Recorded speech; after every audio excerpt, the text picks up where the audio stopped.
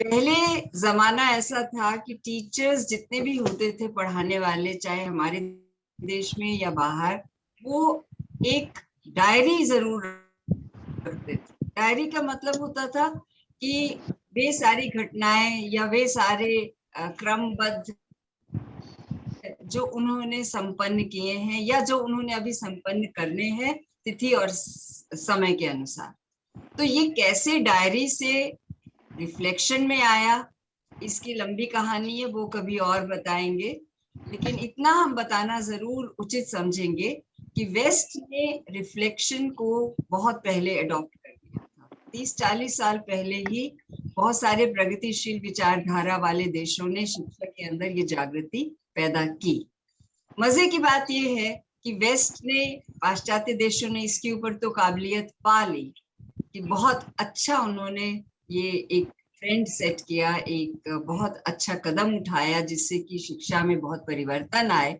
लेकिन हमारे देश में जो हमारे कहना चाहिए हम सब इंडियंस के डीएनए के अंदर घुसा हुआ है कि आत्मज्ञान या आत्म की खोज या आत्म को जानना, स्वयं का ज्ञान, वो वेस्ट के अंदर हमेशा ही लुप्त रहा, छुपा हुआ रहा, गायब रहा, कुछ भी कह लीजिए, या उनको ज्ञान नहीं है, जो भी समझिए।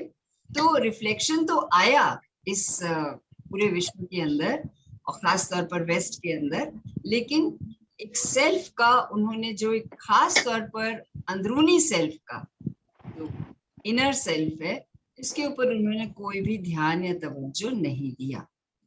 पाश्चात्य देशों ने जो बाहरी हमारा रूप है, बाहरी जो शख्सियत है या व्यक्तित्व है, उसकी माहिरियत पूरी तरह से ले ली है। हमारे जितने भी बाहर के देशों के अंदर टीचर एजुकेशन प्रोग्राम्स चलते रहे हैं 40 साल 50 साल से, उनके अंदर ये रिफ्लेक्टिव प्रैक्टिसेस आ चुकी थी और बहुत हद तक उन्होंने इसे महारियत इसके अंदर प्राप्त कर ली है, बहुत योग्यता उनके अंदर है और एक किस्म से हम कहेंगे वो परफेक्शन की तरफ जा चुके हैं। पर दुर्भाग्य क्या है कि उन्होंने सेल्फ को केवल बाहर से, बाहरी तौर पर ही देखा है, यानी उसका शरीर या उसकी अपीयरेंस, उसका फॉर्म स्ट्रक्चर, माइंड को देखा या उसके इमोशंस को देखा, इससे ज्यादा कुछ नहीं। हाँ, उसका कुछ हद तक कैसा सामाजिक व्यवहार है या उसके अंदर क्या एथिकल वैल्यूज हैं, किस तरह की रिलीजियस बिलीफ्स हैं या वैल्यूज हैं, यहाँ तक केवल वो पहुंचे थे या पहुंचे हैं। अभी भी पूरी तरह से वो बात हम नहीं कह सकते हैं जो हिंदुस्तान या ईस्ट के लिए मशहूर है, या ईस्ट के लिए मशहूर क्या है, मानी गई है कि ईस्टर्न कंट्रीज के अंदर प्राचीन सभ्यता ऐसी रही है, प्राचीन संस्कृति ऐसी रही है कि हम लोगों की जिंदगी जो है वो जुड़ी रही है आत्मज्ञान के साथ। तो हमारे पास जो है वो उनके पास नहीं है, उनके पास जो है वो हमारे पास नहीं है। तो आज की तारीख में ये कोलैबोरेशन का युग है, हम लोगों को आपस में एक दूसरे से समझना, सीखना, बांटना है। तो हमने वेस्ट से वो लेना है जो हमारे पास नहीं है, आउटर लाइफ की परफेक्शन, और उनके पास लाइफ की परफेक्शन नहीं है, वो उन्होंने हमसे ले ली है, ले ही रहे हैं। क्योंकि हाल ही में कुछ वर्ष पहले वहां पर सेल्फ कॉन्सेप्ट पे जिस तरह की रिसर्चेस हुई हैं, जिस तरह का काम हुआ है, उससे पता चल रहा है कि उनको ये अंदाज हो चुका है कि self is not just the self which we tend to see or which we tend to perceive through different forms or appearances या उसके conduct या behavior से। और यूं भी देखा जाए 20वीं शताब्दी का जब आरंभ हुआ है तो पूरे विश्व के अंदर एक ऐसी चेतना की लहर दौड़ी, खास तौर पर हर किस्म के ज्ञान के क्षेत्र में, चाहे वो भौतिक विज्ञान हो, रसायन हो, गणित हो, या फिर हमारी साइकोलॉजी या एजुकेशन हो, इन सबके क्षेत्रों के अंदर नए किस्म का एक ज्ञान का विस्फोट हुआ है, जिसका नतीजा ये हुआ कि देशों ने, कई समाजों ने एक दूसरे से संपर्क करना शुरू किया और एक दूसरे से काफी लाभ उठाया है। यही वो समय था जब फ्रॉइड की जो साइकोलॉजी थी उसको धक्का मिला और यूंग, एडलर वगैरह वो काफी प्रभावित हुए हमारे इंडियन साइकोलॉजी से। यूंग तो यहाँ तक प्रभावित हुआ था कि वो इंडिया भी आया, और ऐसा सुनने में आया, हमें मालूम नहीं है पक्का, कि वो पौंडीचेरी भी गया था। दिल्ली यूनिवर्सिटी में तो आया था, वो रिकॉर्ड में है। और यहाँ पर उस समय डॉक्टर इंद्रसेन होते थे, डॉक्टर मसूमदार होते थे, उनसे भी वो काफी प्रभावित था, क्योंकि वो लोग इंडियन साइकोलॉजी की तब बात करने लगे और हमारे पाठ्यक्रम के अंदर भी इस इंडियन साइकोलॉजी का आगमन शुरू हो गया था। तो ये वो युग है जब आप देख रहे हैं कि पूरे ग्लोबल लेवल पे हर किस्म से बदलाव आ रहा था, और ये बदलाव शिक्षा को भी बहुत, हम कहेंगे बहुत तेजी से बदल रहा है। यही वो युग है जब लर्निंग बाय डूइंग का सिद्धांत आया हमारे सामने, जॉन डीवी ने जो रखा। यही वो समय है जब टैगोर आए और टैगोर ने शांति निकेतन की स्थापना की। उसके बाद जे कृष्णमूर्ति ने स्थापना की अपने तरह के स्कूल की। डायलॉगिंग फिर से आई जो एंशिएंट सिविलाइजेशन में मशहूर थी। डायलॉगिंग यानी वार्तालाप करना, बातचीत करना। और यही वो समय है जब श्री अरविंद ने हमें समग्र शिक्षा का एक बहुत बड़ा तोहफा दिया, और माता जी ने उसको उतारा, कार्य रूप में दिया। पौंडीचेरी के अंदर ये प्रयोग हुआ और जगह जगह हुआ, ऑरोविल में तो है ही, इसके अलावा और कई जगह पर हो रहे हैं प्रयोग। भले ही वो श्री अरविंद का नाम न लेते हों या बार बार न कहते हों श्री अरविंदोज फिलोसॉफिकल थॉट या श्री अरविंदोज इंटीग्रल एजुकेशन, लेकिन अंदर से जिन बातों को वो मान कर चल रहे हैं अपनी शिक्षा पद्धति में, जिस तरह से वो टीचर प्रिपरेशन के कार्यक्रम चला रहे हैं, टीचरों को यानी अध्यापकों को तैयार करना, स्कूल के अंदर सही ढंग से अपने को प्रस्तुत करना एक अध्यापक के तौर पर, वो जो तैयारी के कोर्सेज हैं टीचर प्रिपरेशन के, चाहे वो बैचलर डिग्री के हैं चाहे मास्टर्स के हैं, उन सब में कहीं ना कहीं श्री अरविंद का एक हम कहेंगे उनकी झलकी मिल जाती है। और अपने देश में भी हम देखते हैं कि जो 20वीं शताब्दी का प्रारंभ हुआ है, शिक्षा का इतिहास अगर आप ठीक ढंग से पढ़ें समझें तो पता चलेगा, जो नए नए प्रयोग हुए थे शिक्षा के, विद्यापीठ बने या शांति निकेतन की स्थापना हुई, गुरुकुल आया, या फिर इसी तरह से विमेन्स एजुकेशन को जो बढ़ावा मिला, और एसएनडीटी जो आज की यूनिवर्सिटी वो खड़ी हुई, वो एक विधवा आश्रम के तौर पर शुरू हुआ था, और आज वो इतनी बड़ी एसएनडीटी विमेन्स यूनिवर्सिटी के नाम से जानी जाती है। यहाँ से शुरुआत होते होते आजादी जब मिली है, आजादी से यानी 47 में हम लोग आजाद हुए हैं, देश पूरी तरह से स्वतंत्र हुआ, तो उसके बाद से आप जब देखते हैं सरकारी डॉक्यूमेंट्स को देख लीजिए, आप स्कूलों को देख लीजिए, किस तरह से बदली है अवस्था, धीरे धीरे धीरे बदलते हुए आज जो आप रूप देख रहे हैं, तो वो एकदम, आप चूंकि बहुत छोटे हैं, यंग हैं, हम देख रहे हैं कि कुछ लड़कियां भी हैं जो आज जुड़ी हैं, तो आप लोग तो बहुत छोटी उम्र के हैं, 25-30 साल क्या होता है। और हमें देखिए, हमने आजादी के बाद हम पैदा होकर हमने पूरा वो क्रमबद्ध विकास देखा, आंखों से देखा है। इसलिए हम दावे से कह सकते हैं कि श्री अरविंद की फोर्स जो है वो हमारी एजुकेशन में अच्छी तरह से 47 के बाद चल रही, पहले ही शुरू हो गई थी लेकिन 47 के बाद हमें नजर आ रही है। उसका जो रूप नजर और अच्छा आता है आगे चलकर, 64-66 का डॉक्यूमेंट आप उठा के देखिए तो ऐसे लगता है कि कहीं कहीं श्री अरविंद ही बोल रहे हैं। ऐसे कई आपको पॉलिसी डॉक्यूमेंट्स मिलेंगे और पता चलेगा कि 3 प्रिंसिपल्स ऑफ ट्रू एजुकेशन, या जो उनके सच्ची शिक्षा के 3 सिद्धांत हैं, वो अपना कार्य बड़े ही सूक्ष्म तरीके से करते जा रहे हैं। यही द्योतक है कि श्री अरविंद का फोर्स काम कर रहा है, मदर हमारे पीछे हैं और हमें वो थपथपाए जा रही हैं लगातार। तो अब आगे चलते हैं, अगली चीज क्या है, ये हमने बैकग्राउंड इसलिए बतानी जरूर समझी कि आप समझिए इसको आगे चलकर अच्छी तरह से, कि ये जो विकास का क्रम है, जो एवोल्यूशनरी प्रोसेस है, उसके अंदर भी जैसे जैसे परिवर्तन आ रहे हैं, उन सब का प्रभाव हमारे ऊपर हमारे जो हम कार्य करते हैं, हमारी जो क्रियाएं होती है, उन सब पे पड़ रहा है। सब में चेतना का विकास होता जा रहा है और अछूता नहीं है, कोई भी नहीं अछूता है, ये तो आप सब जानते हैं। नाउ नेक्स्ट थिंग इज कि इंटीग्रल एजुकेशन के अंदर ये क्या चीज है, रिफ्लेक्टिव प्रैक्टिसेस। रिफ्लेक्शन, हमने कहा ना, आप लोग फिजिक्स के स्टूडेंट अगर रहे हैं तो आप जानते होंगे कि रिफ्लेक्शन होता क्या है। जब हम शीशे के आगे अपने को देखते हैं तो हमारा जो एक इमेज बनता है, जो एक छवि बनती है, वो बिल्कुल वही होती है जैसे हम हैं। जो हम हैं वो सत्यता का प्रमाण हमारा शीशा है।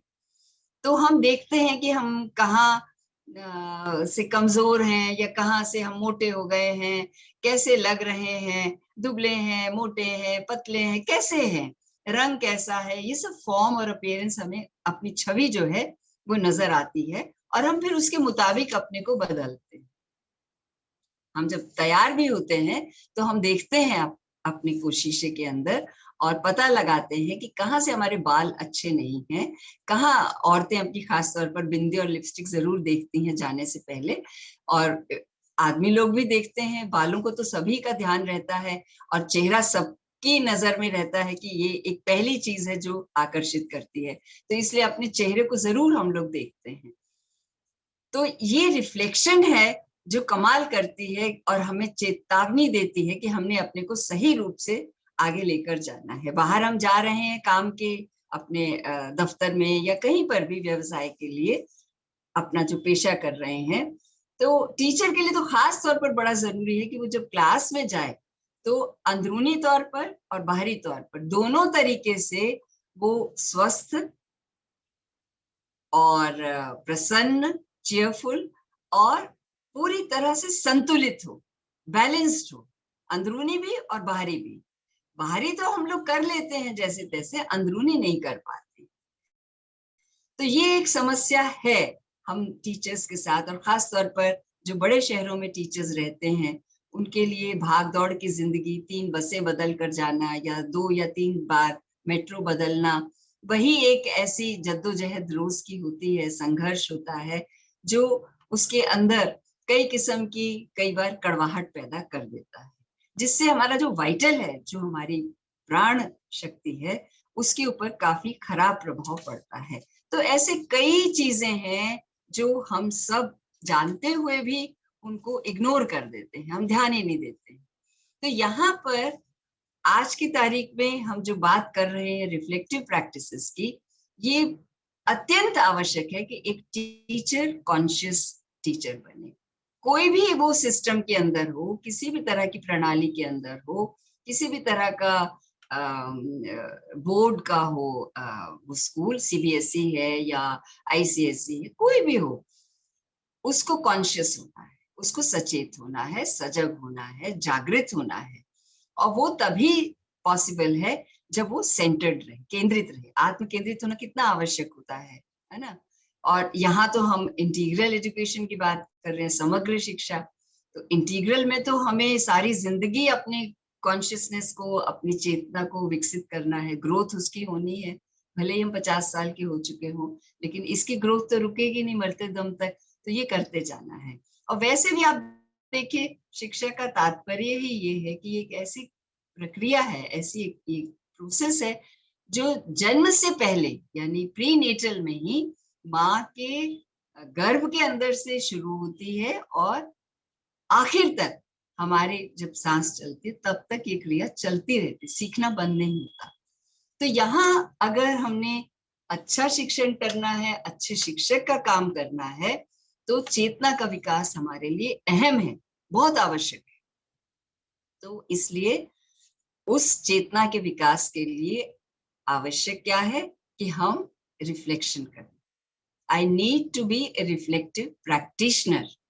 आज हमारे देश में, क्या पूरे विश्व के अंदर जो नारा है वो क्या है कि हम टीचिंग से फैसिलिटेशन की तरफ जाए। फैसिलिटेशन होता है फैसिलिटेट करना, सहायता करना, बच्चे को हम मदद कर रहे हैं कि वो अपने ज्ञान का स्वयं अर्जन करे, स्वयं बनाए। अब देखिए कितना नजदीक है, कुछ भी सिखाया नहीं जा सकता, जो पहला सिद्धांत है। और आज की तारीख में आप पढ़ेंगे टेक्स्ट बुक्स जितनी भी हैं साइकोलॉजी की या एजुकेशन की, वो कंस्ट्रक्टिविज्म की बात कर रही है। कंस्ट्रक्टिविज्म क्या होता है कि बच्चे के पास मादा है, बच्चे के पास इतनी योग्यता है कि वो नॉलेज को खुद बना सके, खुद वो ज्ञान को बटोर सके, ज्ञान को वो प्राप्त कर सके। टीचर उसका हेल्पर है, टीचर उसको फैसिलिटेट करता है लर्निंग में। तो जहां पर हमने फैसिलिटेटर का काम करना है, तो वहां आप देखिए हमारे सामने कितनी बड़ी चुनौती है कि हमने उसे किसी भी तरीके से रटा रटाया खुद का, या उसको भी नहीं रटा रटाया बनाना है तोते की तरह, और हमने ढूंढना है कि उसके अंदर क्या छुपा हुआ है। उसके लिए हमें पहले अपने अंदर भी ढूंढना है कि हमारे अंदर क्या क्या छुपा हुआ है, अच्छा क्या है, बुरा क्या है, चाहे वो ज्ञान संबंधी बात हो या हमारी प्रकृति, हमारे स्वभाव के हिसाब से कुछ हो। तो अपने बारे में पूरी तरह से जानना, पूर्ण जानकारी हासिल करना, ये टीचर का कर्तव्य है। अगर उसे शिक्षण का कार्य करना है तो वो तैयार रहे कि मुझे ये सबसे बड़ी चुनौती है, और मैं स्कूल या कॉलेज में जो शिक्षण का काम करने जा रही हूँ या कर रहा हूँ, वो एक साधारण काम नहीं है, मुझे इसके लिए चुना गया है। I have been chosen to do this job.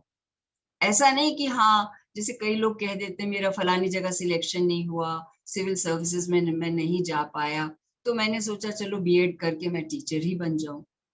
ये उसका एक मानसिक एक जस्टिफिकेशन है, मेंटल जस्टिफिकेशन। लेकिन दरअसल सच्चाई ये है कि ईश्वर ने उसके पैदा होने से पहले ही उसकी जो लाइफ स्क्रिप्ट बना दी थी, उसके अंदर उसने तय किया था कि ये लड़का या ये लड़की टीचर का ही काम करे।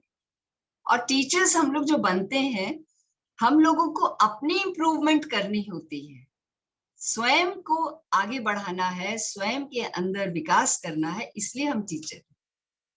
हम बच्चे के लिए नहीं है, हम अपने लिए हैं। बच्चे के लिए तो हम केवल एक सहायक है। तो टीचर का काम क्या है कि वो अपने को जाने, परखे, अच्छी तरह से ऑब्जर्व करे। और श्रूड ऑब्जर्वर बनने के लिए, जैसे कि वैज्ञानिक होता है, वो कहीं पर भी किसी तरह किसी तरह की गुंजाइश नहीं रखता कि कोई गलती हो सके। वो इतनी सत्यता के साथ काम करता है, वो सत्यता हमारे अंदर हो। तो ऑब्जर्वेशन जो है, पहला उसका नियम है कि I have to be a shrewd observer. और दूसरा क्या है इसी से जुड़ा हुआ, कि हम ऑब्जेक्टिविटी के साथ, सत्य निष्ठा के साथ, हम सिंसेरिटी के साथ, हम पूरे क्या कहना चाहिए, वस्तुनिष्ठता के साथ आके अपने आप को जाने, अपने आप को। अब चूंकि ये पूर्ण शिक्षा है, समग्र शिक्षा है, तो इसके अंदर तो हमें अपने सभी भागों का पता लगाना होगा, शरीर का, मन का और प्राण का। तो इनका पता लगाना कितना आवश्यक तो है ही, लेकिन कितना मुश्किल भी है। इसको पता लगाते लगाते ही शायद पूरी जिंदगी निकल जाती है। और जब पता लगता है, साथ साथ जब हम इसका काम करते हैं इम्प्रूवमेंट का, तो आप देखिए जब हम इम्प्रूवमेंट करने की कोशिश करते हैं एक अंग की या एक गलती की, तो उसके साथ चार और दिखनी शुरू हो जाती है। तो कई बार टीचर्स या कोई और लोग जो इस रास्ते पर है, वो दुखी भी हो जाते हैं, इतनी फ्रस्ट्रेशन होती है, तो कई बार वो रास्ता ही छोड़ देते हैं। But that is not the solution. वो इसका कोई भी उपाय नहीं है। उपाय यही है कि लगे रहो, और लगे रहने से ही तुम्हें कुछ सफलता हासिल होगी। तो अपने आप को जानने के लिए हमें क्या करना होगा, कैसे कदम बढ़ाना होगा, अभी तक तो हम बिल्कुल ही अचेत थे। और इतनी अच्छी बात है कि संपूर्ण शिक्षा का ये जो नियम है या ये जो तरीका है, ये अप्रोच जो है, आप कहें कि नहीं हमारा स्कूल तो इंटीग्रल एजुकेशन का नहीं है तो हम नहीं अप्लाई कर सकते, ये गलत। हम भी किसी भी इंटीग्रल एजुकेशन के इंस्टीट्यूशन में कभी नहीं पढ़े, ना हमने पढ़ाया। हमने ऑब्जर्व जरूर किया, मीरांबिका में हम अक्सर जाते रहे हैं, उसको बहुत हमने गहराई से समझने की कोशिश की और बड़े नजदीकी से ऑब्जर्व भी किया वहाँ के टीचर्स को। तो धीरे धीरे समझ में आया कि ये साधारण टीचर्स नहीं है, ये सब साधक हैं, सब साधिकाएं हैं जो अपनी साधना शिक्षा के माध्यम से कर रही हैं। और मदर ने भी कहा है, in a way to be a teacher is, in a way, a teacher is a yogi. यानी एक तरीके से एक शिक्षक जो है वो एक योगी है। हाँ, वाकई में योगी से कम नहीं है, क्योंकि अगर हमने अच्छा शिक्षक बनना है, आदर्श शिक्षक बनना है, और एक पूर्ण चेतना वाला बनना है शिक्षक, तो क्या है, ना हमें गुस्सा करना है, हमें अपने सारी इन इंद्रियों पर काबू करने की आदत होनी चाहिए, और हमारे अंदर इतनी निर्मलता हो, इतनी ऑनेस्टी हो, इतनी सच्चाई हो, इतना अंदर से हम साफ सुथरे हों, कोई मैल ना हो, गंद ना हो। कितनी बड़ी बात है, that purity which the divine likes, और जो हमारे अंदर डिविनिटी को बढ़ा देती है, उसको प्राप्त करना आसान नहीं है। लेकिन हाँ, अगर हम लगे रहे, हम प्रयास करते रहे, तो वो भी हो जाता है।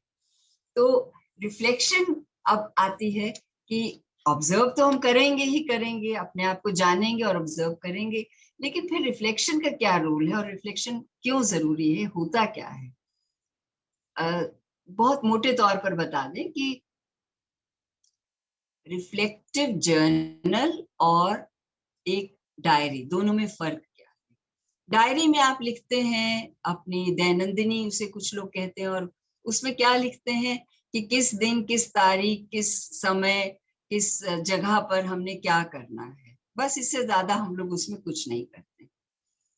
और जर्नल में क्या लिखते हैं, क्या करते हैं, जर्नल राइटिंग आपने सुना होगा, बहुत बड़े बड़े राइटर्स भी करते हैं, पोएट्स, राइटर्स, फिलोसोफर्स, इस तरह के जो शख्सियत वाले लोग होते हैं, उनकी जर्नल राइटिंग होती है।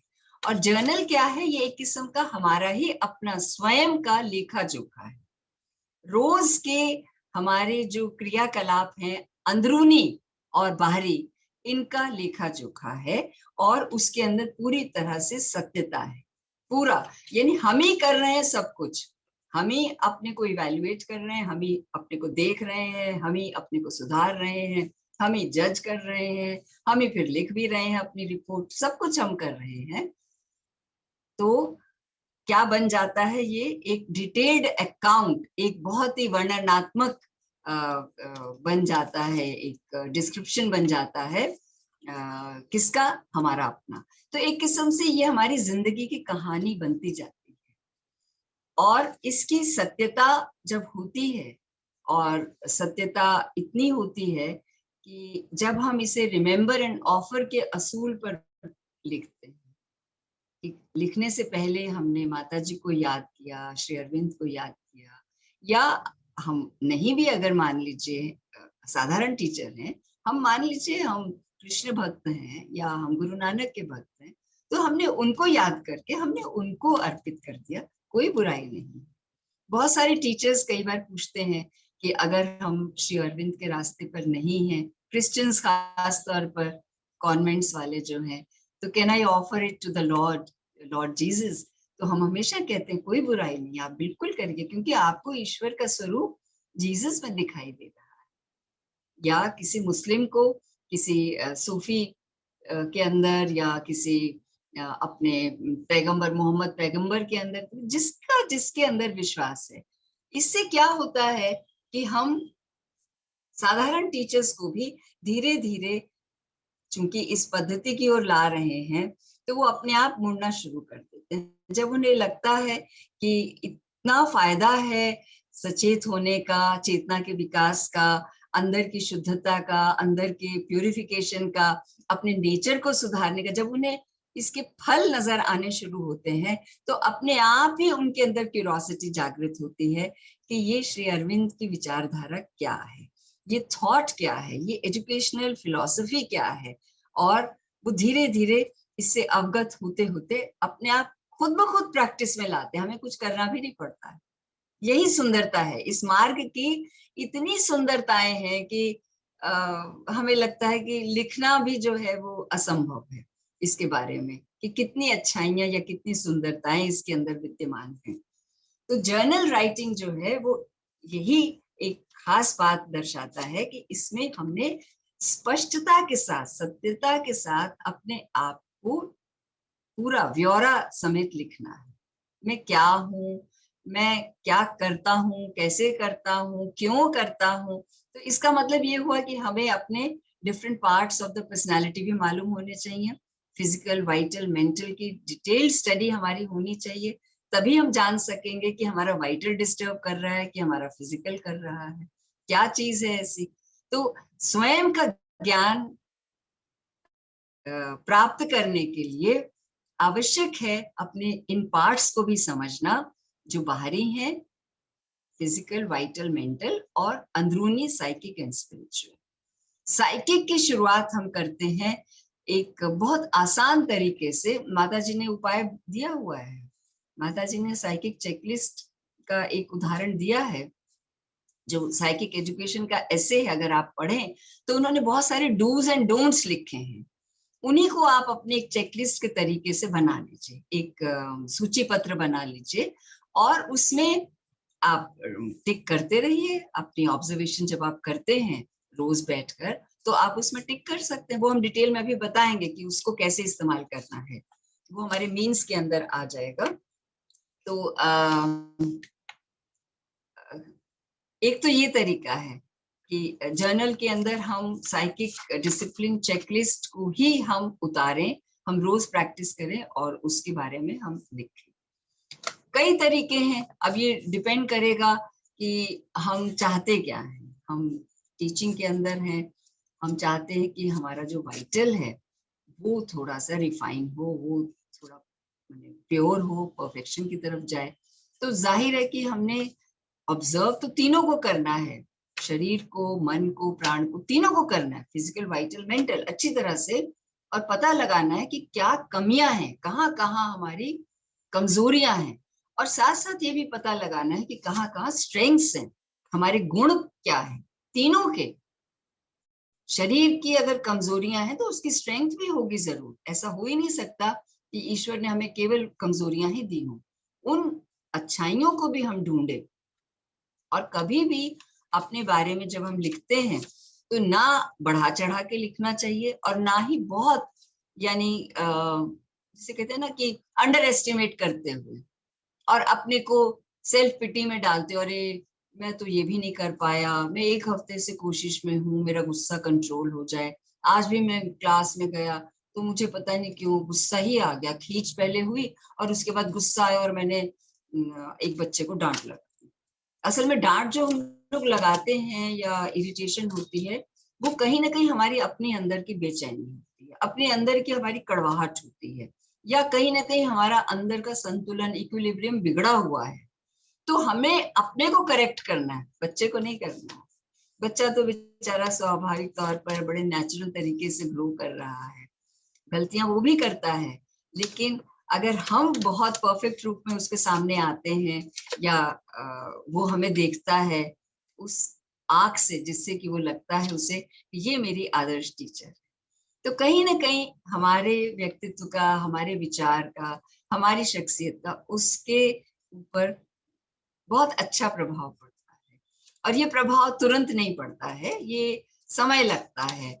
आज आपने एक बच्चे को शिक्षा दी है, वो आपके संरक्षण में रहा है 1 साल, 2 साल, 4 साल, और आपसे प्रभावित होता रहा है, आपकी कमियों को भी देखता रहा है।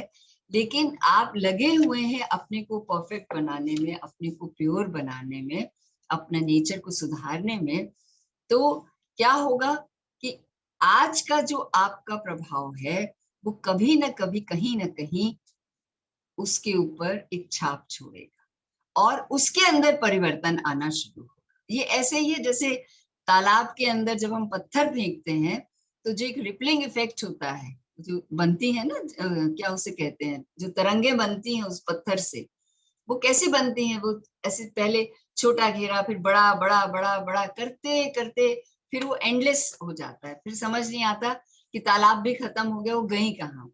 तो ऐसे ही टीचर का जो प्रभाव है वो एक इटर्निटी की अवस्था में ले जाता है, ऐसी उसकी संभावना बन जाती है। तो क्यों ना हम अपने को इतना सक्षम बनाए, इतना परफेक्ट बनाए, एक ऐसे इंस्ट्रूमेंट को अपने अंदर हम तैयार करें, जिससे कि हम इतनी जनरेशन्स का भला कर सकें। एक बच्चे से एक जनरेशन हो जाती है, क्योंकि वो आगे चलकर फिर अपना परिवार खड़ा करता है। ऐसे आप सोचिए, हर वर्ष आपके पास नए नए विद्यार्थी आते हैं, तो कितनी पीढ़ियों को आप शिक्षित करते हैं, कितने अच्छे संस्कार उनको मिलते हैं जब एक अच्छा टीचर मिल जाता है। बच्चे अपने को जानना, स्वयं का ज्ञान, और उसके बाद जब ज्ञान आपका हो जाता है, यानी स्वयं की ज्ञान का मतलब है कि मोटे तौर पर समझे कि अपनी अच्छाइयाँ और अपनी बुराइयाँ, अपनी कमियां और अपनी जो स्ट्रेंथ्स हैं, उनका पूरी तरह से पता लगाना और उनको नोट डाउन करना। मान लीजिए किसी एक व्यक्ति के अंदर, मान लीजिए अभी कोविड था, तो बहुत स्कूल्स की शिकायत आई थी कि उनके टीचर्स बड़े फियरफुल हो गए, बहुत डरे डरे रहते हैं। तो टीचर ही अगर डरा हुआ है तो वो बच्चे को क्या सिखाएगा? साहस, है ना? हमारे अंदर खुद ही साहस नहीं है, तो हम दूसरे को क्या साहस देंगे? ये वैसी बात हो गई ना कि जो मोमबत्ती बुझी हुई है वो जलाएगी कैसे? तो हम भी ये पहले अपने अंदर साहस को पैदा करें, साहस को मतलब एक मजबूत बनाए। करेज हैज टू बी स्ट्रेंथन, तब हम और बच्चों को भी वो साहस दे सकते हैं। और कोई प्रीचिंग से, प्रवचन से नहीं होता है ये सब, ये केवल प्रभाव से होता है। जब क्लास के अंदर लोग कहते हैं ना बच्चे बड़ा शोर करते हैं, ऐसा अक्सर सुनने में आता है, टीचर्स की शिकायत होती है कि ये क्लास बड़ी नॉइजी है, बहुत शोर करते हैं। एक्चुअली वो टीचर खुद नॉइजी है अंदर से। माता जी ने किसी को ये एक बार कहा था, उसने कुछ कहा था साइलेंस को ही लेकर क्लास का, तो उन्होंने कहा कि तुम साइलेंस का जो है ना बोर्ड, वो अपनी तरफ रखा करो, फिर देखो क्लास का क्या इफेक्ट है, क्लास कैसी है। तो हर चीज हमारे से ही निकलती है, हमारे से शुरू होती है, और उसका प्रभाव जो है वो जरूर बच्चे तक जाता है। तो जर्नल राइटिंग में स्वयं का ज्ञान, शुरुआत यहाँ से ही होगी हमारी। धीरे धीरे जब फाइन ट्यूनिंग आपकी होती जाएगी कुछ महीने के बाद, कुछ सप्ताह के बाद, तब आप उसको कंसोलिडेट करते हुए चले जाएंगे। और स्वयं के ज्ञान में भी अब जब शुरू होता है ये प्रोसेस, तो विद्यार्थी अक्सर कहते हैं कि मैडम हमारे पास तो इतनी प्रॉब्लम्स हैं, इतना कुछ करने को, हम कहाँ से शुरू करें, कैसे करें? तो ये जब प्रश्न उठता है, तो पहला कदम यही उठाना है कि कौन सी चीज है जो बड़ी प्रायोरिटी मांग रही है, जो बहुत ही आवश्यक है। किसी के अंदर डर है, किसी के अंदर क्रोध है, किसी के अंदर स्मृति को लेकर, यानी जो मेंटल फैकल्टी मेमोरी की है वो वीक है, या किसी के अंदर जो मेंटल फैकल्टी ऑफ ऑब्जर्वेशन है वो वीक है। तो बिना ऑब्जर्वेशन के तो टीचर कुछ भी नहीं कर सकता ना क्लास के अंदर। तो इसलिए अपने को हमने जज करना है। ये भी हमारा जर्नल हमें बताता है कि ये आपकी कमी है। जर्नल राइटिंग क्यों इतना इम्पोर्टेंट और क्यों इतना प्रभावशाली है? क्योंकि वो हमारा एक सच्चा दोस्त है, सच्चा कंपेनियन है। और जब हम लिखते हैं तो हम ओपनली लिखते हैं, अपने दिल को खोल के लिखते हैं, एज इफ हम अपनी माँ के सामने पूरी बच्चा अपनी माँ के सामने नंगा भी हो जाए तो उसे शर्म नहीं आती। तो ये जर्नल के अंदर हम एक ऑफरिंग के तौर पर लिख रहे हैं, तो जाहिर है हम ईश्वर के सामने वही हैं, बच्चा छोटा सा अबोध अज्ञानी, जो नग्न भी हो जाए तो उसे शर्म नहीं। नग्न होना यानी अपनी सारी कमजोरियां उसके सामने खोल के रख देना। जब हम खोलेंगे अपने आप को, तभी माता जी हमारे ऊपर काम भी कर सकेंगे। जब ओपनिंग ही नहीं होगी तो कहाँ से वो काम करेंगे? अंदर की उन रिजिडिटीज को खत्म करने की आवश्यकता होती है, और ओपनिंग इज अ मस्ट। तभी रिसेप्टिव भी हम बनते हैं। देखिए सब कुछ कितना साइंटिफिक है, कितना जुड़ा हुआ है आपस में। तो स्वयं का ज्ञान करते करते हम आते हैं उसके बाद कहाँ पर, अपने ऊपर कंट्रोल कैसे करना है, कैसे नियंत्रण कैसे करना है। भाई क्रोध तो ऐसी चीज है कि कभी भी आ सकती है, कैसे भी आ सकती है। अगर हमने कंट्रोल करना नहीं सीखा तो उसका तो बड़ा भयानक रूप हो सकता है। सबने वो पंचतंत्र की कहानी बचपन में पढ़ी होगी या सुनी होगी, वो ब्राह्मण और सांप वाली जो है, सांप और नेवला कुछ ऐसा उसका नाम है। किस तरह से ब्राह्मण के घर में एक नेवला था, बिल्कुल बच्चे की तरह उसे पालते थे, और बाद में जब उनका बच्चा हुआ तब भी वो नेवला वहीं रहा। और कैसे एक दिन अ, बच्चे को छोड़ के वो लोग गए हुए थे, और जब घर आए तो देखा कि बाहर खून के दाग थे, और उसने ब्राह्मण की पत्नी या खुद मतलब क्रोध को ही दिखाया कि इतना गुस्सा आया कि उन्होंने तपाक तपाक उसे मार ही। और बाद में देखा तो बच्चा बिल्कुल तंदुरुस्त और बहुत अच्छे से पालने के अंदर सो रहा।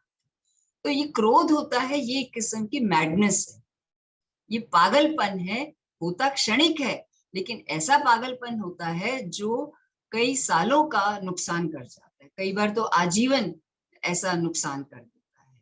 तो इतनी भयानक चीज को हम क्यों पाले, हम क्यों रखें अपने पास, हमें निकालना ही पड़ेगा। और टीचर्स में ये टेंडेंसी बहुत होती है। माफ करिएगा, आप लोग सभी शायद टीचर्स हैं यहाँ पर। टीचर्स में गुस्सा आना बहुत ही कॉमन एक बीमारी है, एक समस्या है। तो जर्नल हमें बताता है कि ये तुम्हारी कमजोरी है और इसको तुम दूर कर सकते हो, इसकी संभावना भी वो दिखाता है। और माता जी ने एक बार किसी को ये कहा, कोई टीचर ही शायद थी, तो उनके प्रकृति में कोई कमी थी स्वभाव में, जिसके बारे में वो बात कर रही थी। तो माता जी ने यही उपाय बताया कि तुम अपना ये जर्नल राइटिंग करो, उसके अंदर लिखो। और ये भी कहा कि तुम 6 महीने लगातार लिखो, जर्नल तुमने 6 महीने लगातार लिखना है, और फिर देखना तुम्हारे अंदर बदलाव आएगा। जब माता जी ये गारंटी दे रही है कि बदलाव आएगा, तो जाहिर है कि कितना स्ट्रॉन्ग और कितना पावरफुल इंस्ट्रूमेंट है हमारे पास। तो हमें तो इसका उपयोग करना चाहिए, है ना, अच्छा टीचर बनने के लिए। और ये ना लिखें तो फिर तो भाई गलत बात हो जाएगी।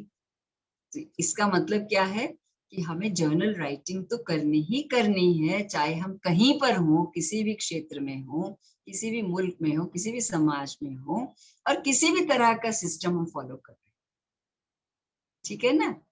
तो वो फर्क नहीं पड़ता कि आप सीबीएसई के टीचर हैं कि वो इंटरनेशनल किसी और जैसे इंटरनेशनल बैकलॉरेट है या कोई और ऐसा बोर्ड है उसके आप स्कूल में है, उससे it doesn't matter at all. ना ही देश मैटर करता है, ना ही समाज, ना ही कम्युनिटी, ना ही रिलीजन। ये सबसे परे है, ये ऐसी चीज है जो इनको छूता भी नहीं है। तो आपने अपने जर्नल में लिखना शुरू किया अपनी कमियों के बारे में, और उन्हें दूर कैसे करना है। उपाय भी माता जी ने बहुत सारे दिए, बहुत सारी स्पिरिचुअल एक्सरसाइजेस दी हुई हैं। खास तौर पर साइकिक डिसिप्लिन चेकलिस्ट तो आप लोग अपना बना लीजिए कि ये हमारे लिए रोज ऐसे है जैसे हम रोज उठ के चाय पीते हैं।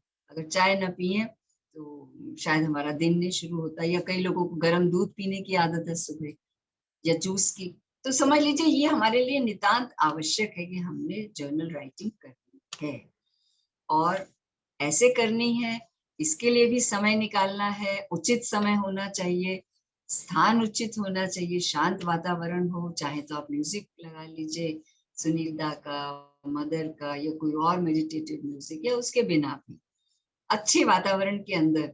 और लिखने से पहले आपका माइंड एकदम रिलैक्स्ड होना चाहिए।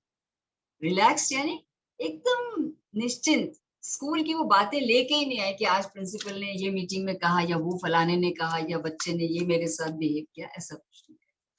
रिलैक्स बिल्कुल होके खाली कर दीजिए इसको यहाँ से। और उसके बाद थोड़ी सी रिलैक्सेशन की एक्सरसाइजेस पे थोड़ा सा अपने को स्ट्रेच कर लीजिए, थोड़ा डीप ब्रीदिंग कर लीजिए, प्राणायाम करते हैं तो अनुलोम विलोम कर लीजिए। कुछ ऐसा करिए जिससे कि पूरा शरीर और मन जो है वो तंदुरुस्त हो जाए और टोटल रिलैक्सेशन की अवस्था में आ जाए। फिर उसके बाद आप लिखना जब शुरू करेंगे तो कहाँ से शुरू करेंगे, आपका ऑब्जेक्टिव क्या है। अगर आपका एम ऑफ द वीक चल रहा है कि एंगर को कंट्रोल करना, तो वो लिखिए। अगर एम चल रहा है फियर पे हम काम कर रहे हैं, फियर को दूर करना है, या मेमोरी को स्ट्रॉन्ग करना है, या ऑब्जर्वेशन, जो भी आपने डिसाइड किया, you first write down your aim या गोल आपका क्या है। उसके बाद आपने अपने को पूरी तरह से एकाग्र होते हुए, सेंटर्ड होते हुए आपने अपना मुआयना करना है। जैसे हम दूसरों का मुआयना करते हैं, दूसरों की चेकिंग करते हैं, वैसे हम अपना सेल्फ चेक करते हैं। और वो करने के लिए सुबह से लेके अभी तक शाम तक हमने अपने को कैसे कंडक्ट किया, कैसे हमने अपने को बाहर की दुनिया में पेश किया।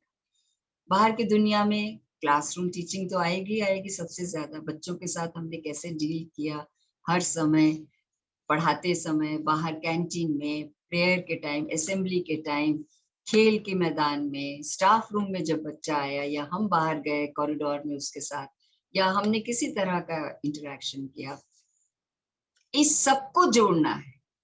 और इसके साथ साथ अपने साथियों के साथ हमने कैसा दिन बिताया, हमने अपने प्रिंसिपल या सुपरवाइजर या जो हमारे सुपीरियर्स हैं स्कूल के, उनके साथ कैसे अपने को पेश किया, या हमारे जो कर्मचारी, यानी कि पूरे दिन में आप जिस जिस के संपर्क में आए हैं, जो जो गतिविधियां आपकी हुई हैं, आप उनका मुआयना कीजिए, विजुलाइज करिए। जैसे फिल्म आप देख रहे हैं सामने, ऐसे आंख बंद करके आप पूरा विजुलाइज करिए। एक स्क्रीन जो आपका मेंटल स्क्रीन है उसके ऊपर आना शुरू हो जाएगा कि सुबह आपने उठकर क्या करना शुरू किया, कैसे किया। और फिर आपको पता चलता जाएगा कि मुझे गुस्सा या मुझे जो भी आपकी वो है, वो कहाँ पर उसने चैलेंज दिया, कहाँ मेरा आज फॉल हुआ, कहाँ मेरा उत्थान हुआ, कहाँ मैं ऊपर उठ गया, कि आज मैंने अपनी उस सिचुएशन पर काबू पा लिया, अपने ऊपर नियंत्रण रखा, एंगर को आने नहीं दिया। मुझे पता लग रहा था कि एंगर आने वाला है, लेकिन मैंने स्टेप बैक किया। ये स्टेपिंग बैक तो आप सबको पता ही है, माता जी की दी हुई बड़ी अच्छी एक्सरसाइज है, हाउ टू स्टेप बैक, यानी पीछे कदम हटा लेना। जैसे हम फिजिकल तौर पर करते हैं ना, पहाड़ों में जाते हैं तो पता चलता है, अरे अरे चढ़ाई चढ़ते चढ़ते लगता है कि अरे अरे आगे तो ये एकदम बहुत डरावनी खाई है, पैर ना फिसल जाए, तो हम लोग एकदम संभल जाते हैं, अपने को संभाल लेते हैं। और अगर वापस आने की आवश्यकता होती है पीछे, तो हम आ भी जाते हैं। तो हम समय के हिसाब से अपने को संभालते हैं, सजग हो जाते हैं। वही चीज हमने यहाँ करनी, सचेत हो जाना है कि पता चल रहा है कि एंगर आ रहा है, लेकिन अगर हमने कंट्रोल कर लिया, हमने उसे नहीं आने दिया, तो विजय है आज हमारी। लेकिन अगर नहीं, अगर हमने कहा नहले पे दहला, अरे ये तो बोलता ही जा रहा है, ये मेरे ऊपर गुस्सा हो रहा है, तो मैं भी इसको बता दूं, है ना, बहसबाजी में चले जाते हैं। और अगर आप साइकिक डिसिप्लिन चेकलिस्ट अपनी रखते हैं और रोज उसकी प्रैक्टिस कर रहे हैं, तो उसमें एक बात माता जी ने कही है कि आर्ग्यू ही नहीं करना। क्यों हम आर्ग्यू करते हैं फालतू में, अपने को प्रूव करने के लिए ना, कि हम तुमसे ज्यादा सुपीरियर हैं, हम तुमसे ज्यादा अच्छे हैं, है ना। नॉट टू आर्ग्यू, फालतू में एनर्जी जाती है, फालतू में हमारा जो चेतना है वो भी नीचे आ जाती है कुछ ऐसे लोगों से जब बहस करते हैं। तो साइकिक डिसिप्लिन चेकलिस्ट जो है, हम कहेंगे कि वो आपका एक बहुत बड़ा हथियार है अपने को करेक्ट करने का, अपने को इम्प्रूव करने का। उसी से हमारी रिफ्लेक्शन भी जो होगी वो अच्छी होती जाएगी, इम्प्रूव होती जाएगी। क्योंकि रिफ्लेक्शन जो है या रिफ्लेक्टिव जर्नल जो है, वो एक हमारा साथी है, वो हमारा दोस्त है, वो हमारी मदद करता है। तो जो दोस्त होता है, जो मदद करता है, वो ये नहीं चाहेगा कि इसका नुकसान हो। तो हमने अपने रिफ्लेक्टिव जर्नल को इतना इम्पोर्टेंट समझना है और उसको इतनी इज्जत देनी है कि हम रोज हम उसके साथ जुड़े, हम रोज उसकी सेवा करें। सेवा करने का मतलब है हम रोज उसके साथ बैठें और उसके अंदर लिखें। ये जो लिखना है आधे घंटे का या 20 मिनट का, धीरे धीरे आपकी प्रैक्टिस इतनी हो जाएगी कि कहाँ तो आप आधा एक घंटा लगाते थे लिखने में, फिर बाद में धीरे धीरे 5 मिनट में आप लिखना शुरू कर देंगे। आपकी प्रैक्टिस इतनी हो जाएगी और आपका बहुत कुछ तो यहाँ मेंटल जमा होता जाएगा बैंक की तरह। You will register everything here, और उसमें केवल आप मुश्किल से 4-5 पॉइंट्स ही लिखेंगे। या वंस ए वाइल आप कहेंगे कि आज तो मैं सिर्फ एक कोटेशन ही अपने जर्नल में लिख दूं जिसने मुझे आज इंस्पायर किया या जिसने मुझे आज दिन भर बहुत मोटिवेटेड रखा। ये कई तरीके हैं जो आप खुद इजाद करते रहते हैं और धीरे धीरे आपकी अपनी एक फिलॉसफी बनती जाती है। तो एक ये भी हम कहेंगे एक तरीका है। और लिखने का तरीका, लिखने के और भी कई तरीके हैं जो हम बाद में बताएंगे या कभी और बताएंगे। तो रिफ्लेक्टिव जर्नल जो है, इसकी इम्पोर्टेंस इतनी है कि हम न केवल अपनी टीचिंग के बारे में सुधार कर रहे हैं, टीचिंग को इम्प्रूव कर रहे हैं, या उस पूरी ट्रांजैक्शन की पद्धति को, या जो पढ़ना सीखना जो चल रहा है उसमें हम इम्प्रूवमेंट कर रहे हैं, हम सेल्फ की इम्प्रूवमेंट कर रहे हैं, हम अपनी चेतना का विकास कर रहे हैं, हम अपनी साइकिक को ओपन करते जा रहे हैं। तो ये जो पूरा प्रोसेस है, ये अपने आप में बहुत ही इंटीग्रल है, बहुत ही पावरफुल है। इसके अंदर माता जी की फोर्स काम करती है, क्योंकि हम शुरू ही इसको करते हैं रिमेम्बरेंस के साथ, उनको याद करते हुए, और उनसे कहते हैं, प्रे करते हैं कि हमारी जो कमियां हैं उनको आप दूर करने के लिए हमें सुझाव दीजिए, उनको दूर करने के लिए हमें आप गाइड दीजिए। और धीरे धीरे आप देखेंगे कि आप जो मदर की गाइडेंस है वो आपके अंदर से खुद ब खुद आनी शुरू हो जाती है। एक इनर प्रॉम्प्टिंग ऐसी आती है, इनर गाइडेंस आपको ऐसे मिलनी शुरू हो जाती है जो पहले नहीं होती। धीरे धीरे बहुत परिवर्तन आते हैं जो आपको खुद को कई बार अचंभा भी लगता है कि ऐसा हो गया। और आप देखेंगे कि रिफ्लेक्शन से, इस प्रैक्टिस से, आप एक साधारण टीचर, यानी साधारण यानी कि जो केवल एग्जामिनेशन ओरिएंटेड पढ़ाई कराता है, वो छोड़ दीजिए, आप उसके बहुत आगे निकल जाते हैं, और वैसे ही आपके बच्चे बढ़ जाते हैं, उनका भी विकास साथ साथ होता रहता है, जो दिखाई नहीं देता है, लेकिन एंड रिजल्ट उसका भी वही होता है जो आपका हो रहा है। हमें भी अपनी प्रगति इतनी खास पता नहीं चलती है, बहुत बाद में चलकर लगता है कि अरे, जब वही सिचुएशन आती है जो हमने 20 साल पहले फेस की होती है, या 15 साल पहले, जब हम इतने सचेत नहीं थे, हम रिफ्लेक्टिव प्रैक्टिस नहीं कर रहे थे, तो हम कहते हैं कि अरे, पहले वाले हम होते तो हम क्या करते, आज देखो, आज तो हम हंस दिए, है ना। इतना फर्क आ जाता है। तो धीरे धीरे धीरे धीरे हम प्रगति के रास्ते पर आते जाते हैं। सेल्फ ऑब्जर्वेशन से I self awareness, self awareness से आई सेल्फ कंट्रोल, और धीरे धीरे परफेक्शन की ओर जब बढ़ते जाते हैं तो उससे आती है सेल्फ मास्टरी। यही है पूरा हमारा योग भी यही है, यही वो भी कहता है, परफेक्शन लानी है, चेंज ऑफ नेचर है, चेंज ऑफ कॉन्शियसनेस है। एक साधारण ऑर्डिनरी कॉन्शियसनेस से हमने डिवाइन कॉन्शियसनेस में जीना सीखना है। तो शिक्षा एक ऐसा शिक्षा एक ऐसा क्षेत्र है, एक ऐसा माध्यम है, एक ऐसी दुनिया है शिक्षा की, जहां पर हम ये कार्य बहुत आसानी से कर सकते हैं कि हम, जो योगी को कई और तरीकों से जो करना पड़ता था पहले, आज श्री अरविंद ने हमें ये सुझाव दिया है कि तुम टीचिंग लाइन में अगर चले जाते हो, ना केवल तुम्हारी, देखो उन्होंने इतना भी हमारे लिए किया है कि आज की तारीख के जो हिंदुस्तान के जो टीचर्स हैं उनको कितनी अच्छी सैलरी मिल रही है, वो अच्छा खा सकते हैं, अच्छा पहन सकते हैं, अच्छी किताबें खरीद सकते हैं, या अच्छे कंप्यूटर पे काम कर सकते हैं, उनको सारी सुविधाएं अब मिल जाती हैं क्योंकि पैसा अच्छा अब मिल रहा है। देखिए, ये भी ईश्वर की कृपा हुई है, ईश्वर की कृपा के बिना नहीं होता है कुछ भी। कई साल पहले पूरे देश के जो इकोनॉमिक स्थिति थी बहुत खराब थी।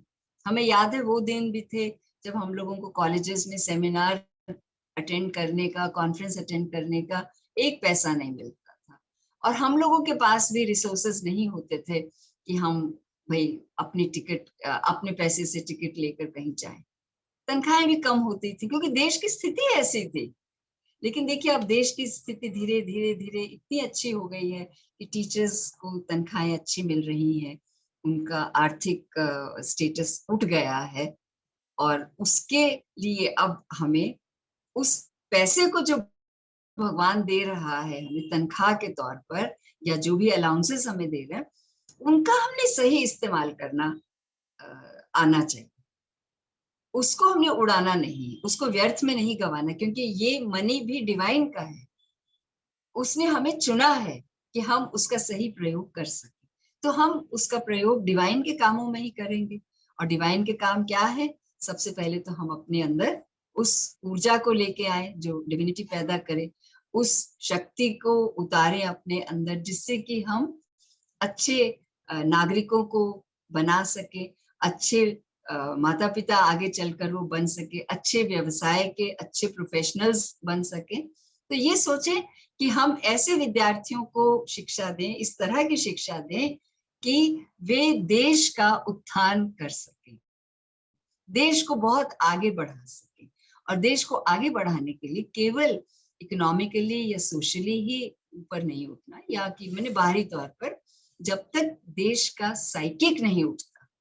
और ये तो मदर ने भी कहा है, श्री अरविंद ने भी कहा है कि इंडिया को अगर उठना है, उठना यानी उसका उत्थान, उसकी प्रगति अगर होनी है, तो वो साइकिक के ही द्वारा हो सकती है। वो साइकिक लॉ से गवर्नड है।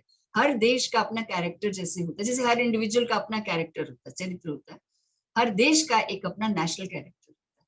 तो हमारा जो है that is governed by the psychic law. तो इसलिए हम लोगों को अपनी साइकिक पे काम करना है, और साइकिक पे काम करते करते ही हमने अपने ये रिफ्लेक्टिव जर्नल को नहीं छोड़ना, भूलना नहीं है कि this is my offering to the divine, I have to offer it to the divine every day. और एक किस्म से तो हम माता जी के सामने खोल के बता रहे हैं ना, हम उनसे बात कर रहे हैं कि माता जी आज हमने ऐसा किया, वैसा किया, आज हमने ये गलतियां की, वो गलतियां की, या आज हमने अपने अंदर ये परिवर्तन देखा तो हम सुधार कर रहे हैं। आप तो वो एक उनकी मोहर लग जाती है। With this offering she puts a stamp and seal on my journal. और वो देखिए वो जर्नल फिर कितना इंपॉर्टेंट बन जाता है ना, उसकी उसका मूल्य कितना बढ़ जाता है, उसका तो उसकी कीमत कितनी बढ़ जाती है। तो रिफ्लेक्टिव प्रैक्टिसेस इन इंटीग्रल एजुकेशन जो है, केवल इंटीग्रल नहीं बल्कि हम कहेंगे रिफ्लेक्टिव प्रैक्टिसेस इन एजुकेशन भी अगर हम जनरल कहें तो कोई गलती नहीं होगी। हाँ, इंटीग्रल में बहुत माइक्रोस्कोपिक लेवल पे हम लोग काम करते हैं, जैसे मीरांबिका के टीचर्स हैं, या आश्रम के जो स्कूल्स हैं जहाँ जहाँ आश्रम रिलेटेड फिलॉसफी है, नॉट आश्रम रिलेटेड, मतलब आश्रम का स्कूल हुआ पौंडीचेरी में, या जो स्कूल ऑरोविल के हैं जो प्रभावित हैं इस फिलॉसफी से और पूरी तरह से इंटीग्रल है। कहने का मतलब ये है कि जो ऑलरेडी इंटीग्रल एजुकेशन के सेटअप में है उनके लिए ज्यादा डिटेल और ज्यादा माइक्रोस्कोपिक अप्रोच हो जाती है, और इंटीग्रल प्रैक्टिसेस हो जाती हैं, रिच हो जाती हैं, ज्यादा जो साधारण टीचर्स या साधारण स्कूलों में नहीं होती। लेकिन फायदे तो दोनों को हो रहे हैं, दोनों को अपने अपने तरीके से बहुत ही जिसे कहते हैं ना, it is a gainful exercise for both kinds of teachers, those who are into integral education, those who are in ordinary system of education, कहीं पर भी। तो रिफ्लेक्टिव प्रैक्टिसेस जो हैं इतनी कीमती हैं, बेशकीमती हैं हम कहेंगे, उनका कोई मूल्य हम लगा नहीं सकते हैं। इसलिए हमें वो हमेशा अपने साथ रख के चलना चाहिए, उनको अभ्यास उनका करते रहना चाहिए। और माता जी कहती हैं कि देखो तुमने पता लगाया कि मेरी आज ये मिस्टेक हुई है, अब तुम अवेयर हो जाओ, अब तुम सजग हो जाओ कि मैंने ये दोबारा मिस्टेक नहीं करनी, क्योंकि दोबारा करोगे तो फिर तो कोई फायदा नहीं, तुम सचेत नहीं हो, इसका मतलब यू आर नॉट अवेयर। तो ये जो जर्नल राइटिंग है ये अपने आप में इतनी सशक्त है कि इतने इसके गुण हैं, इतनी अच्छाइयां हैं कि आज जितने भी साइकियाट्रिस्ट हैं उन्होंने भी इसको अडॉप्ट किया है। वो भी अपने पेशेंट्स को कहते हैं कि तुम जर्नल अपना बनाओ, लिखो। उनको वो ऐसे कहते हैं कि अच्छा बेटा कोई बहुत सुंदर सी तुम नोटबुक खरीदना, या वो खुद ही लाके देते हैं सुंदर सी और गिफ्ट कर देते हैं, एक अच्छा सा पेन उसे देते हैं और कहते हैं कि चलो तुम लिखना शुरू करो। अच्छा, लिखने के भी बहुत तरीके हैं। एक सादा तरीका है कि केवल सीधा सीधा लिटरेरी वे में लिख दिया। एक तरीका है कि आपने एम डिफाइन किया और उसके बाद आपने दिन भर की जो आपका जैसा भी आपने कंडक्ट किया है उसके अंदर कहाँ आपकी कमियां थी, फॉल्स थे, और कहाँ अच्छाइयां थी, आपने उनको सिर्फ पिन पॉइंटेडली लिख देना है। या आप कह सकते हैं these were my lights and these were my shadows, ऐसे भी लिख सकते हैं। और फिर उसके बाद आप अपना रिजॉल्व लिखिए। कि मेरा आज का क्या है, मैंने क्या रिजॉल्व किया, मैं कि इसका नतीजा क्या निकला जो मुझे आगे करना है। तो वो आप जरूर लिखिए और उसे याद रखिए। कभी कभी अपने जर्नल को पलट के भी देखिए और पढ़िए, और हर हफ्ते के बाद, एक सप्ताह के बाद फिर से आप इवेलुएट कर रही अपने जर्नल को कि मैंने इस जर्नल में कैसे कैसे आगे प्रगति की है या नहीं की है। आप उसका मूल्यांकन करिए। एक हफ्ते बाद नहीं तो एक फोर्टनाइट के बाद, 15 दिन के बाद करिए। ये काम बहुत जरूरी है। रिजॉल्व करते करते फिर एक दिन आएगा जब आपका मन करेगा कि मैं ये भी लिखूं कि मैं अपनी जिंदगी का एक मैप इसके अंदर बनाऊं, एक रोड मैप बनाऊं कि आज मेरी स्थिति ऐसी है, मेरे तीनों ये फिजिकल, वाइटल, मेंटल इस अवस्था में है, आज मैं यहाँ खड़ा हूँ, मेरा साइकिक यहाँ है मेरे हिसाब से। तो 10 साल के बाद, 20 साल के बाद, 15 साल के बाद, 25 साल के बाद मैं कहाँ हूँगा, उसको आप विजुलाइज करिए, इमेजिन करिए। तो जब आपकी एस्पिरेशन बहुत हाई होगी, अभिप्सा बहुत अच्छी ऊंची होगी, और जब आप सच्चे मन से चाहेंगे कि मैं इस तरह की शख्सियत, मैंने आप इमेजिन कर रहे हैं कि 20 साल बाद मेरे अंदर किसी तरह का छल कपट, मेरे अंदर किसी तरह का क्रोध या भय या इस तरह के आपने रिजॉल्व कर लिया कि ना हो, मैं वो देखना चाह रहा हूँ अपने आप को, और आपने सच्चे मन से उसे ऑफर किया मदर को, तो जरूर वो आपको उसका फल मिलेगा। हम ये भी कई बार सलाह देते हैं लोगों को, क्योंकि ये हमने प्रैक्टिस किया था, ये प्रयोग हमने अपनी जिंदगी में किया था। हम माता जी के सिंबल से शुरू से बहुत प्रभावित थे। जब हमें पता लगा कि वो 12 एट्रीब्यूट्स क्या हैं, तो हमें लगा अगर टीचर इसी को प्रैक्टिस करना शुरू कर दे अपनी पढ़ाई लिखाई के अंदर, अपने पूरे जीवन क्रिया के अंदर, इन 12 को अप्लाई कर, तो वो अपने आप ही योगी बन जाएगा, अपने आप बन जाएगा। और टीचर के लिए ये 12 जो हैं गुण, वो होने ही चाहिए कायदे से। An ideal teacher must have these qualities. तो हम और क्या कहें और कैसे बताएं। हाँ, साइकिक डिसिप्लिन के बारे में जो कहना था, डिटेल में हम नहीं कह रहे। आप लोग खुद साइकिक एंड स्पिरिचुअल एजुकेशन का ऐसे पढ़िएगा माता जी का, और उसी में से आप खुद बनाइएगा अपनी चेकलिस्ट, और चाहे तो उसी चेकलिस्ट में 2-4 और पॉइंट्स अपनी तरफ से लिख लीजिए जिनके बारे में आप सोचते हैं कि बहुत जरूरी है कि मुझे उन्हें भी प्रैक्टिस करना है। और धीरे धीरे, यानी पहले तो आप यस नो से करिए, टिक या क्रॉस, फिर धीरे धीरे उसे फाइन ट्यून करते करते आप अपना एक स्केल बना लीजिए 1 2 3 4 5 का, जैसे हम लोग अपने रिसर्च स्टडीज में करते हैं। तो उसमें आप मार्किंग करिए कि आज, क्योंकि आप सुबह की अवस्था कुछ और होगी, दोपहर की कुछ और, शाम की कुछ और।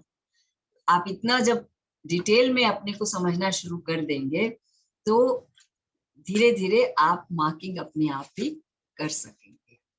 कुछ लोग अपने जर्नल को ऐसे भी बना के लिखते हैं कि ये हमारा एक रिकॉर्ड बुक है, एक ऑब्जर्वेशन रिकॉर्ड है, पर्सनल ऑब्जर्वेशन रिकॉर्ड।